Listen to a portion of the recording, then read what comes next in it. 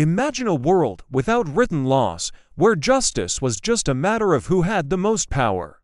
Now, travel back with me almost 4,000 years to ancient Mesopotamia, to the sprawling city of Babylon. Here, a king carved a set of rules into a massive stone pillar for all to see. This wasn't just any set of rules, it was the Code of Hammurabi, one of the world's first laws. But what if I told you these ancient Babylonian laws were far more brutal and bizarre than you could ever imagine?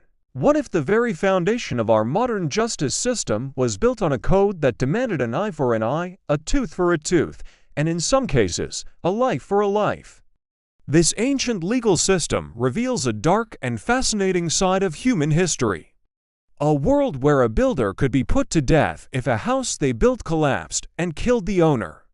A world where a son who struck his father would have his hands cut off. The Code of Hammurabi wasn't just a list of punishments. It was a mirror reflecting the soul of an ancient civilization, its fears, its values, and its obsession with order. So, what happens when we peel back the layers of time and look closely at these laws? What secrets of ancient Mesopotamia are locked away in this stone? Join me as we decipher the Code of Hammurabi and uncover the shocking truths behind the world's first laws. You might be surprised to find that some of these ancient principles still echo in our courtrooms today.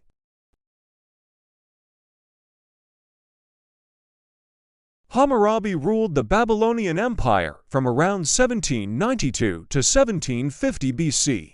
He wasn't just a conqueror, he was a master administrator, a visionary who understood that to control a vast you needed a unified system of justice. He claimed that the gods themselves, particularly Shamash, the god of justice, had handed him these laws. This divine endorsement was brilliant political marketing.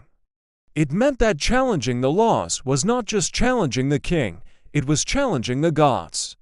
This made the Code of Hammurabi incredibly powerful and its authority almost absolute. The famous stone stela, a 7.5-foot tall pillar of black diorite, was its most famous medium.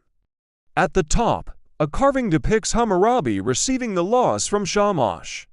Below this scene, nearly 300 laws are meticulously inscribed in cuneiform script, covering everything from property rights and trade to family law and professional conduct.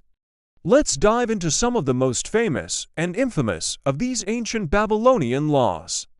The principle of lex talionis, or the law of retaliation, is what the code is most known for. Law 196 states, "If a man put out the eye of another man, his eye shall be put out." Law 200 says, "If a man knock out the teeth of his equal, his teeth shall be knocked out." This sounds straightforward, but the code was far from equal. Justice depended heavily on your social status. If a nobleman blinded a commoner, he wouldn't lose his eye. Instead, he'd just have to pay a fine. But if a commoner blinded a nobleman, the commoner's eye would be gouged out. This three-tiered system, nobles, commoners, and slaves, is a recurring theme. The life and limb of a nobleman were worth far more than that of a commoner, and a slave's life was often treated as mere property. For instance, if a doctor operated on a nobleman and the patient died, the doctor's hands would be cut off. But if the patient was a slave, the doctor just had to replace the slave with one of equal value.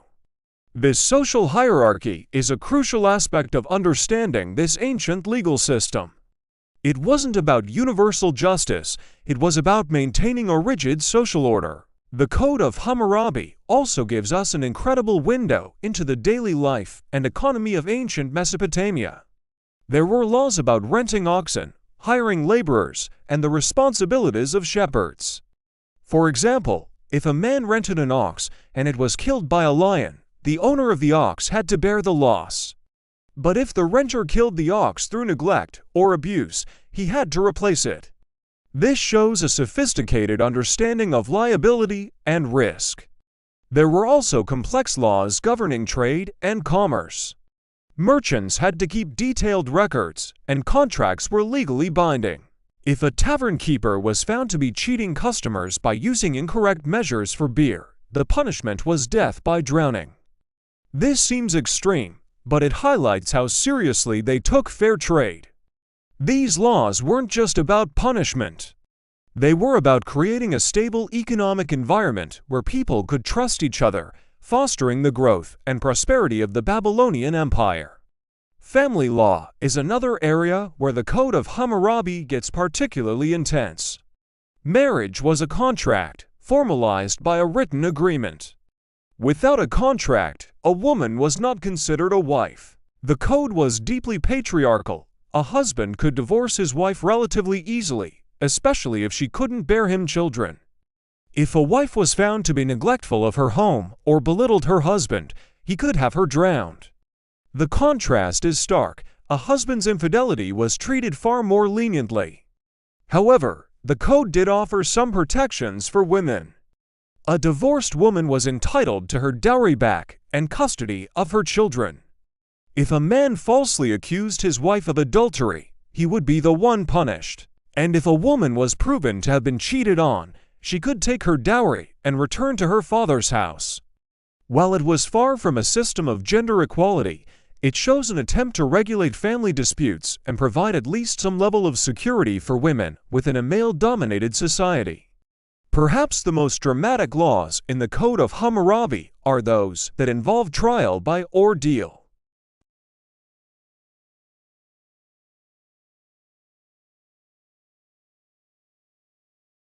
If someone was accused of sorcery, but it couldn't be proven, the accused would be thrown into the river. If they drowned, the accuser could take possession of their house. But if the river proved them innocent meaning they survived, then the accuser would be put to death, and the accused would get the accuser's house. This put the burden of proof not on human witnesses or evidence, but on the gods. It was a high-stakes gamble, a terrifying last resort when the justice system ran out of options. This practice feels completely alien to our modern sensibilities, but for the people of ancient Mesopotamia, it was a legitimate way to determine guilt or innocence. It shows a worldview where the natural and supernatural were completely intertwined, and the gods were the ultimate judges. So, how influential was the Code of Hammurabi? For centuries, it was copied by scribes and used as a model for legal thinking across the Near East. It wasn't the absolute first set of laws we know of. Earlier codes like the Code of Hammurabi, Hammurabi's code, was by far the most comprehensive and well-preserved. Its principles, especially the idea of a written, public law code and the concept of proportionate justice, can be seen as distant ancestors of later legal systems. Even in the Old Testament, in the book of Exodus, we see laws that echo the eye for an eye principle.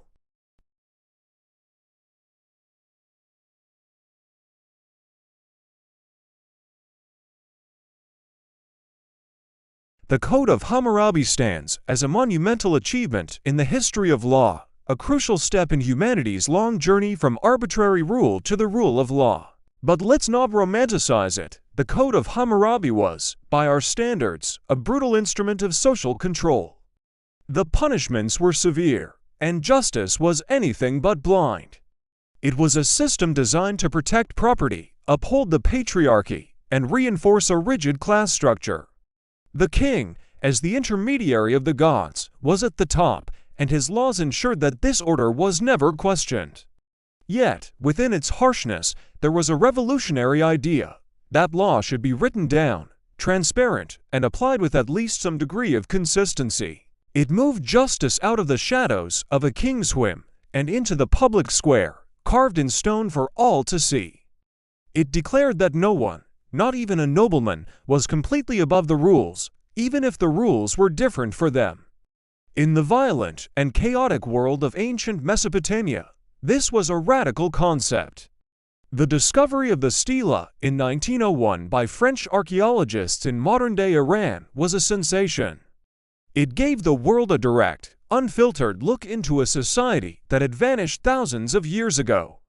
It allowed us to read their laws, understand their disputes, and glimpse their values. We can see what they feared: sorcery, shoddy construction, family dishonor, and what they valued: order, property, and the authority of the gods and the king. The Code of Hammurabi is more than just one of the world's first laws, it's a time capsule. It's a testament to the human desire for order in a chaotic universe. It shows us that for as long as we've had civilizations, we've wrestled with the fundamental questions of justice, fairness, and punishment. The answers they came up with were harsh and unequal, but they were a start. They laid a foundation, stone by brutal stone, for the complex legal systems we live under today. So the next time you hear the phrase an eye for an eye, remember its ancient roots, carved on a stone pillar in Babylon, a code that tried to bring order to the world, one terrifying law at a time. If you found this journey into ancient Babylonian laws fascinating, be sure to hit that like button and subscribe for more dives into the mysteries of history. History isn't just what happened, it's what was hidden. Welcome to the Chrono archives, where lost empires rise again, forgotten legends speak, and ancient truths are brought back to life. From world-shaping history and powerful myths to legendary rulers and timeless civilizations, every story here is carefully uncovered, deeply researched, and cinematically told. The past is calling, will you answer? Subscribe and journey through time, one unforgettable chronicle at a time. In the heart of ancient Mesopotamian civilization, around 1754 BC, a powerful ruler named Hammurabi reigned over the Babylonian Empire. Hammurabi was more than just a conqueror, he was an administrator who understood that to build a lasting empire, he needed more than just military might. Early civilizations like his were growing in complexity, with bustling cities, expanding trade, and diverse populations.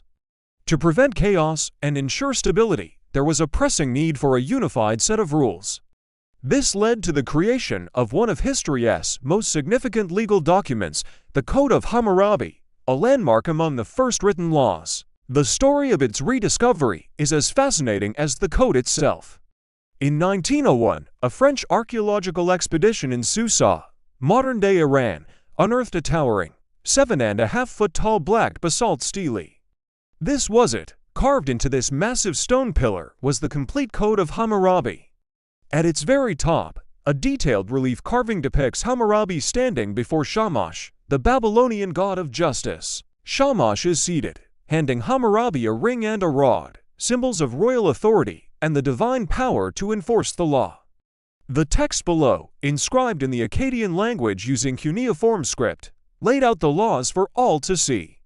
The primary purpose of the Code of Hammurabi was clear, to establish order and justice throughout the kingdom. By inscribing these laws on a public monument, Hammurabi was not just creating a legal system, he was making a powerful statement. It demonstrated his commitment to fairness and cemented his authority as a divinely appointed ruler.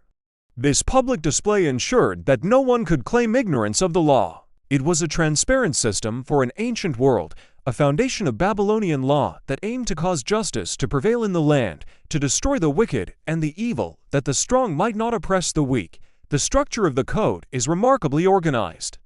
It begins with a prologue that details Hammurabi's divine right to rule and his achievements. This is followed by the main legal sections, comprising 182 laws.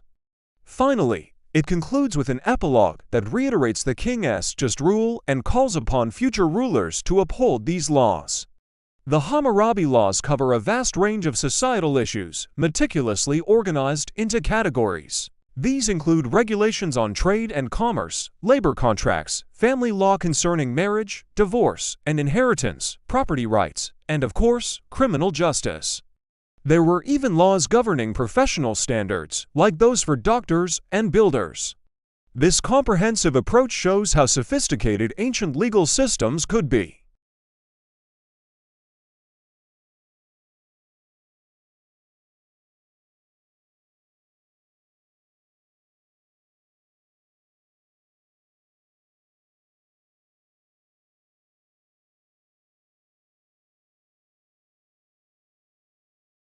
This legal inequality reflected the rigid social hierarchy of Babylonian society. However, the code also introduced concepts that are foundational to modern justice, such as the presumption of innocence.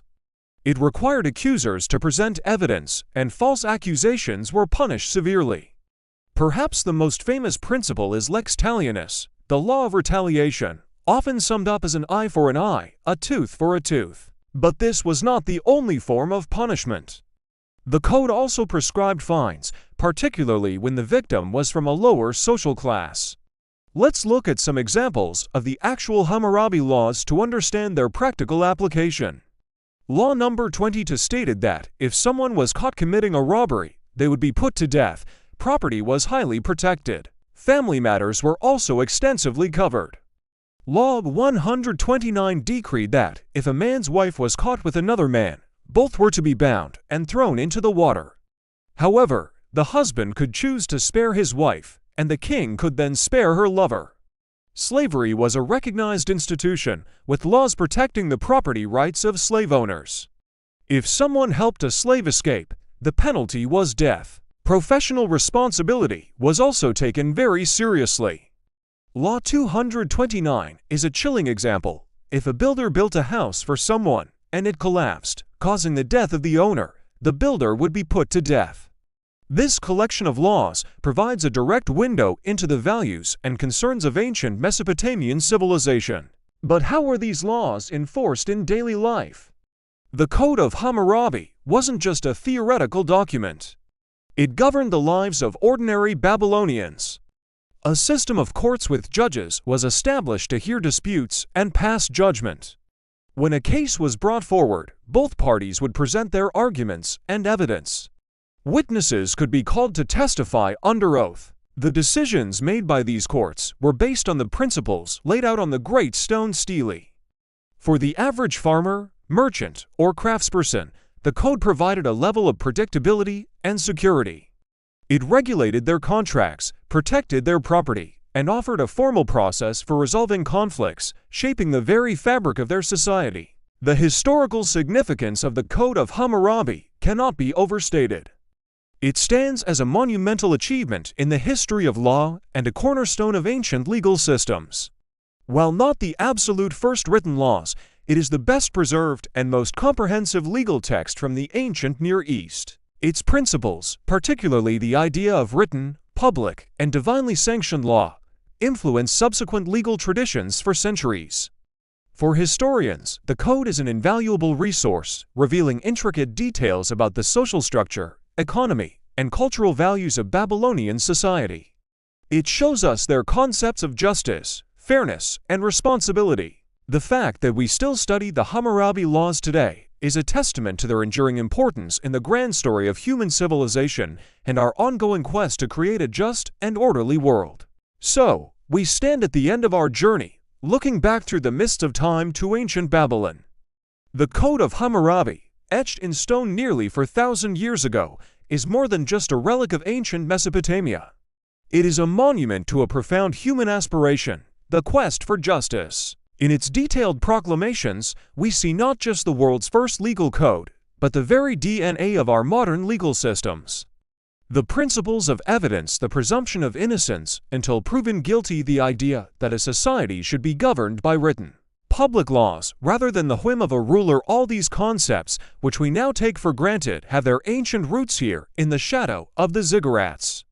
This towering pillar of basalt was Hammurabi's promise to his people.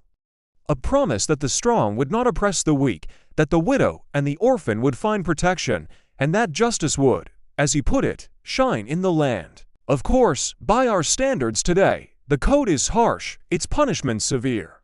The famous principle of an eye for an eye, a tooth for a tooth feels brutal to our modern sensibilities, but we must see it in its context. This was not about vengeance, it was about proportion. It was a revolutionary step away from blood feuds and endless cycles of retaliation, and a step toward a system where the punishment fits the crime, a foundational concept in the history of law. The Code of Hammurabi was a mirror reflecting the society of ancient Babylon. It tells us about their social structure, their economy, their family values, and their deepest fears. We learn about farmers and merchants, physicians and builders, slaves and nobles. We see a complex, bustling civilization grappling with the same fundamental issues we face today: how to resolve disputes, how to protect property, how to ensure fairness, and how to create a stable, ordered society where people can thrive. It was an ambitious, audacious attempt to build a civilization not on brute force, but on the rule of law. As we've explored, the influence of the Code of Hammurabi rippled through the ages. Echoes of its principles can be traced through later Mesopotamian laws, through the legal traditions of the ancient Near East, and even into the foundational texts of Western civilization. It stands as a testament to the enduring human need for order and equity. It reminds us that the struggle for justice is not a modern invention, but one of the oldest and most noble of human endeavors. The code wasn't perfect, but it was a beginning. A powerful declaration that justice should be for all, written not in shifting sand, but in enduring stone. So as we leave ancient Babylon behind, the legacy of the Code of Hammurabi stays with us. It's in our courthouses, in our law books, and in our fundamental belief that no one is above the law.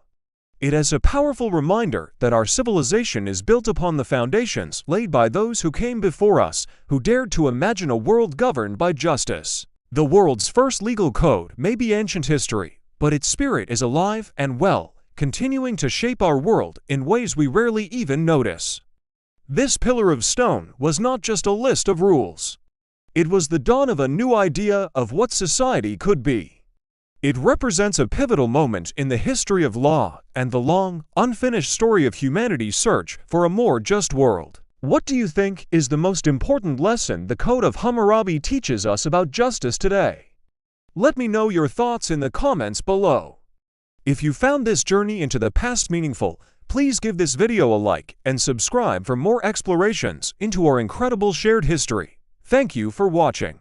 As we close this chapter of the Chrono archives, remember, the past is never truly gone.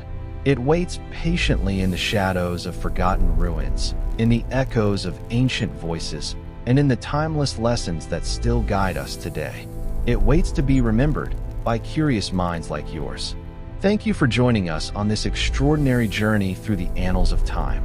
If today's exploration of lost civilizations, mythical legends, or historical enigmas ignited your passion for the past, hit that like button, drop a comment with your favorite moment or what you'd love to see next, and most importantly, subscribe to the Chrono Archives and continue the journey through time. Turn on notifications so you never miss an episode where we unearth buried secrets, decode ancient mysteries, and bring history's greatest stories back to life. Together, we'll keep the flame of the past burning bright. Until next time, fellow time travelers, keep questioning, keep discovering, and keep remembering. The Chrono Archives, where the past lives forever.